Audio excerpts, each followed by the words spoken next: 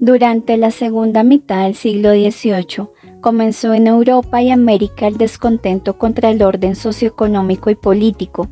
Las ideas de la Ilustración, las reacciones contra el absolutismo ilustrado y la situación internacional contribuyeron a crear el ambiente preindependentista en Nueva Granada.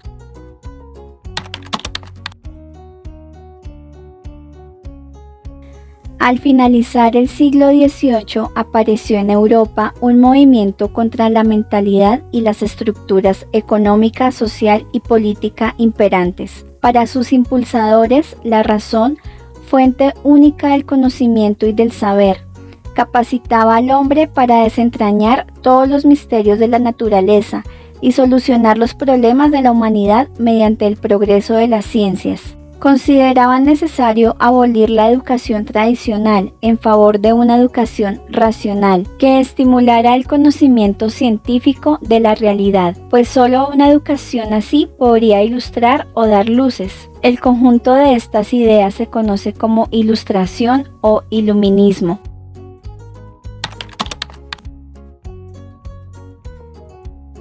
La Ilustración atacó las teorías mercantilistas. En Francia aparecieron los fisiócratas, para quienes el poder económico de un país dependía de su producción agrícola. En Inglaterra, Adam Smith, en su ensayo sobre la naturaleza y causa de la riqueza de las naciones, expuso la teoría económica liberal y afirmó que el trabajo era la principal fuente de riqueza. Tanto fisiócratas como liberales consideraban que el verdadero desarrollo económico debía basarse en la libertad para producir, comerciar y trabajar.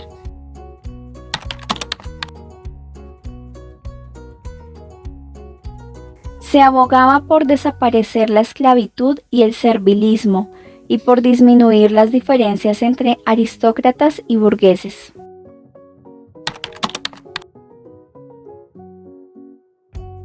Afirmaba que solo cuando el hombre conociera las leyes del universo podría dominar las fuerzas de la naturaleza y ponerlas a su servicio. La Ilustración depositaba así toda la confianza en el progreso de la ciencia y de la técnica.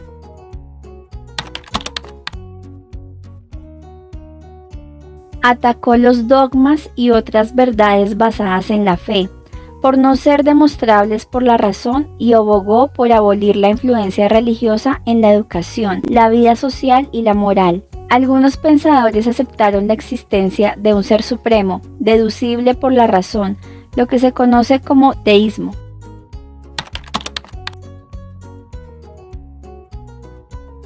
Las nuevas ideas, según Descartes, oponían la razón a la autoridad y la lógica a la arbitrariedad. Los reyes debían administrar sus reinos más racionalmente, asesorados por científicos y pensadores, y dar más libertad al pueblo, preocupándose por su educación. Pensador inglés que inspiró en el siglo XVII las revoluciones que pusieron fin a las monarquías absolutistas en Inglaterra. Según él, se justificaba derrocar al gobernante si abusaba del poder y violaba los derechos de libertad, vida y propiedad de los individuos. Afirmaba que las ideas se originaban en las sensaciones y, por tanto, que la verdad solo podía comprobarse a través de los sentidos.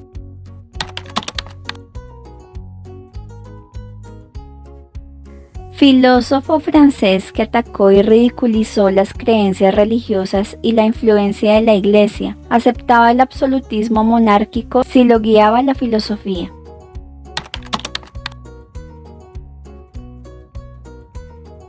Francés que justificó la existencia de los privilegios de la nobleza, pero propuso un Estado en el que los poderes ejecutivo, legislativo y judicial estuvieran rígidamente separados.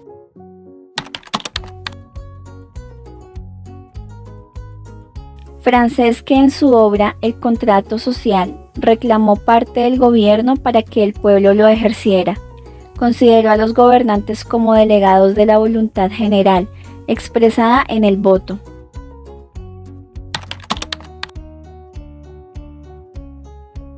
Entre 1751 y 1772 apareció en Francia la Enciclopedia, dirigida por D'Alembert y Diderot. Reunía en forma de diccionario las principales doctrinas y escritos de la época. La obra adoptó una posición materialista y antirreligiosa y proporcionó nuevas directrices políticas. El enciclopedismo y la Ilustración contribuyeron de manera definitiva al estallido de la Revolución Francesa y la independencia de las colonias americanas.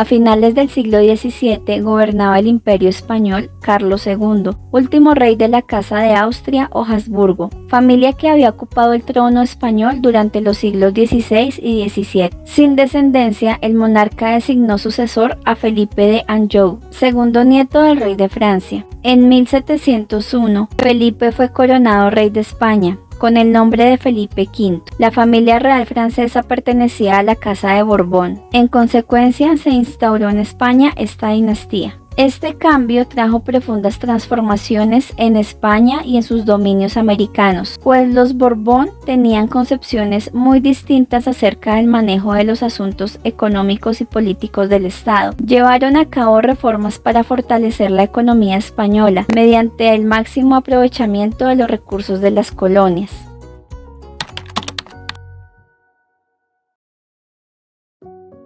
En Europa, varios monarcas tuvieron en cuenta las ideas de la Ilustración, en especial las que contribuían a mejorar la economía del Estado y a aumentar su poder, como el fomento de la agricultura y el comercio, la necesidad de gobernar racionalmente y la limitación de poderes de la Iglesia. Por esta razón, los gobernantes característicos de la segunda mitad del siglo XVIII y parte del XIX fueron monarcas ilustrados. En España, los Borbón adoptaron muchas ideas de la Ilustración, en especial Carlos III, quien rigió el imperio entre 1759 y 1778. Durante su reinado suprimió el estatismo de Fernando IV y reorganizó el gobierno, asesorado por Floridablanca, el conde de Arana y José Gálvez. Su principal objetivo, fortalecer la defensa del imperio, exigió reformas significativas en todos los sectores. Buscó expandir la economía, recaudar más impuestos, racionalizar los gastos, mejorar la educación,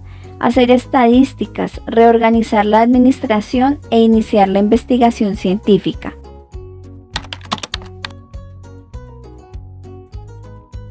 A finales del siglo XVII y comienzos del XVIII, el Imperio español estaba en la decadencia política y económica. La economía no se desarrollaba plenamente, dadas las restricciones impuestas por los reyes de la Casa de Austria. Entre 1701 y 1714, esta situación se agravó debido a la guerra de sucesión entre España y los países que no aceptaron el testamento de Carlos II en favor de Francia. Felipe V y Fernando VI introdujeron algunos cambios en la economía. Carlos III dictó las medidas más importantes para reformarla.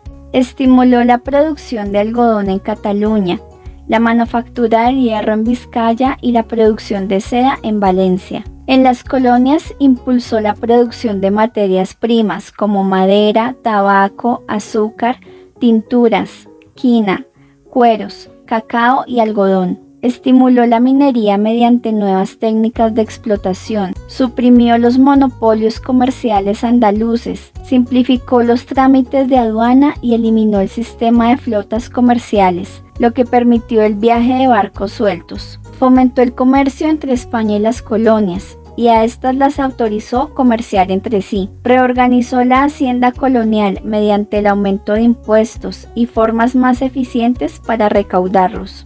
Ante las reformas comerciales y la apertura de mercados, la Casa de Contratación resultó ineficaz, perdió su importancia y desapareció en 1790. Por motivos prácticos, en las colonias se estimularon expediciones científicas, denominadas botánicas, para investigar los recursos de fauna y flora que pudieran sustituir la decadente producción minera.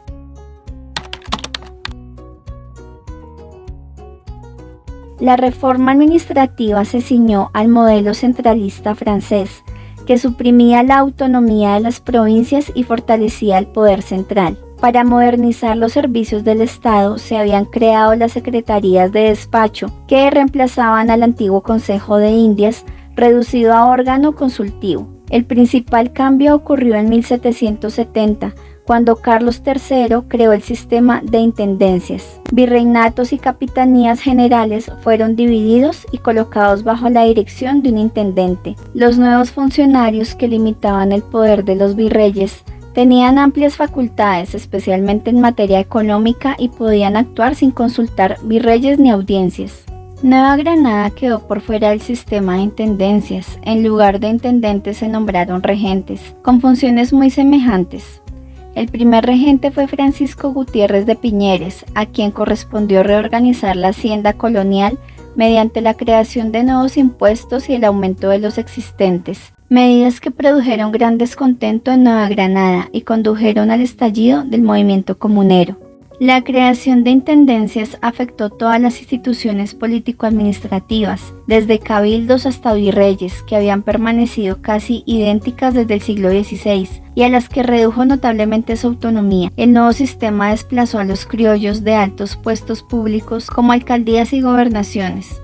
Su efectividad se garantizó con el pago de buenos salarios a funcionarios de alto rango, quienes dependían del rey. Los cargos medios se entregaron a los criollos.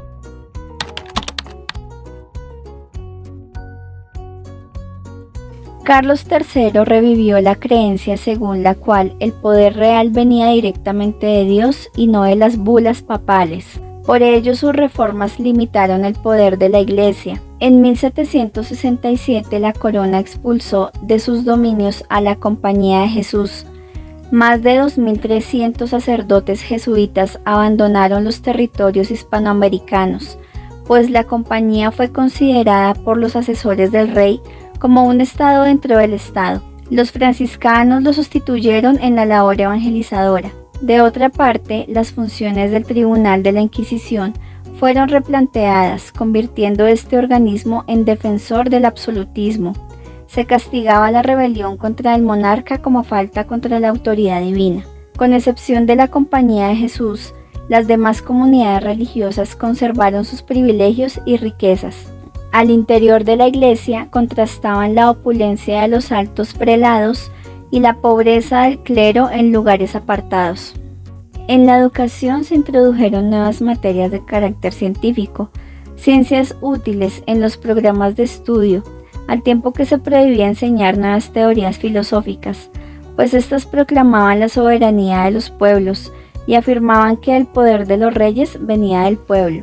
La reorganización y fortalecimiento del ejército se hizo a través de incentivos que motivaran a los jóvenes a ingresar en la milicia. Se concedieron privilegios a los militares, se aumentó la recreación y la distribución de títulos resultó ser muy atractiva, pues se convirtió en una forma de ascender en la escala social, en especial para mestizos e indígenas. En conclusión, las reformas borbónicas centralizaron el poder y fortalecieron el Estado, debilitando a todos los que representaran un obstáculo, como funcionarios, iglesia y grandes propietarios. La aplicación de principios ilustrados en la administración facilitó que estas ideas penetraran en las colonias y precipitó la emancipación de los territorios hispanoamericanos. Si este video ha sido útil para ti, no dudes en regalarme un like. Y si te ha interesado este tipo de contenido, suscríbete y activa las notificaciones. Comparte con las personas a quien consideres que lo necesitan.